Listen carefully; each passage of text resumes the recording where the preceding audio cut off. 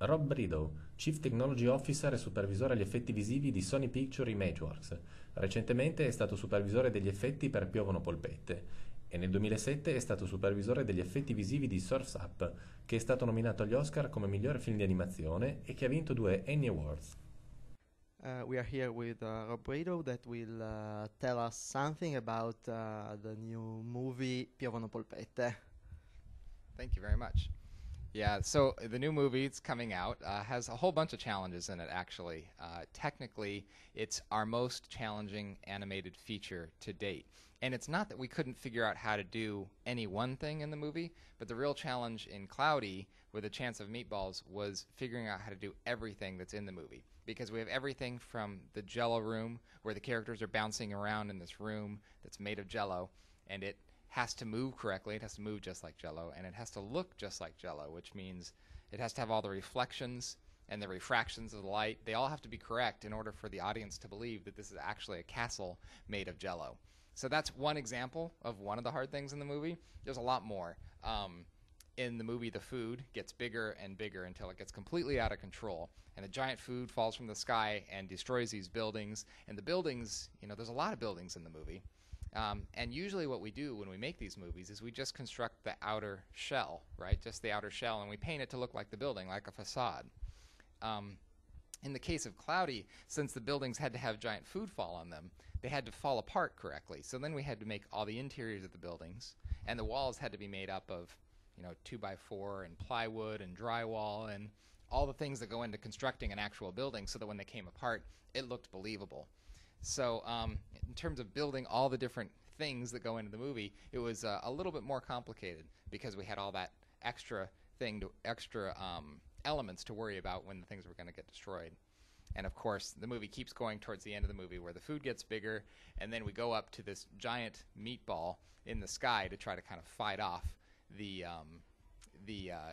machine that's making all this food. And we have pretty complicated environments, more sets than we've had in other films, and just a lot of complexity that kind of adds up to make the whole film. Okay, just another question, because it's very interesting and we are going to watch the movie for sure, but we also want to know something about you, about your career, because probably many of the audience will be interested to follow your steps. So what did you study? How did you get to start this kind of work?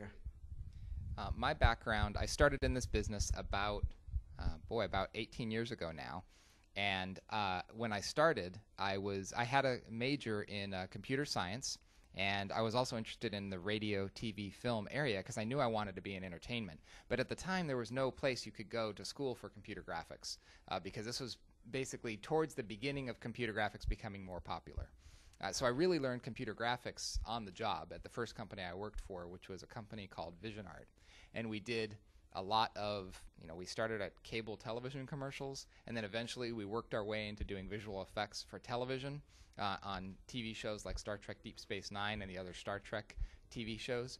And then we got our first big break in film on Independence Day, and that's where I actually got my first big film credit.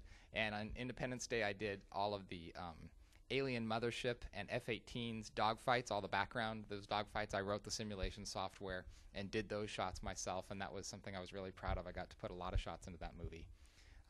I blew up the Alien Mothership in that movie, too. That big blue-green explosion, that was something I worked on for a couple of months on that film. So from there, I moved over to Sony about 10 years ago, and I've been at Sony Imageworks since then. And I started there as an effects animator and started on Stuart Little, the first Stuart Little film. And I've worked on a variety of films up till now where this most recently I visual effects supervised Cloudy with a Chance of Meatballs, which means I'm responsible for the picture part of the movie. I work with the directors and kind of work hand in hand with the art directors to make sure I take their artwork that they've designed and everything they've put into the creation of the movie, and I make sure we make it correctly in the images in the CG world. Thank you very much. One last question before I leave you. Plans for the future? Good question, actually. I just finished Cloudy with a Chance of Meatballs, and after finishing that movie, I accepted the position of CTO, Chief Technology Officer, at Sony Imageworks. So I'm in charge of all the technology now going on at the studio. And I'm doing that while I'm kind of imagining the future of working on another movie at some point, a year or two down the line. But right now I'm really focused on how to make the tools better for our artists so we can continue to make great films in an efficient way and in a way that's really fun for the artists to work on. Okay, thank you very much. It was very interesting. You bet. Thank you.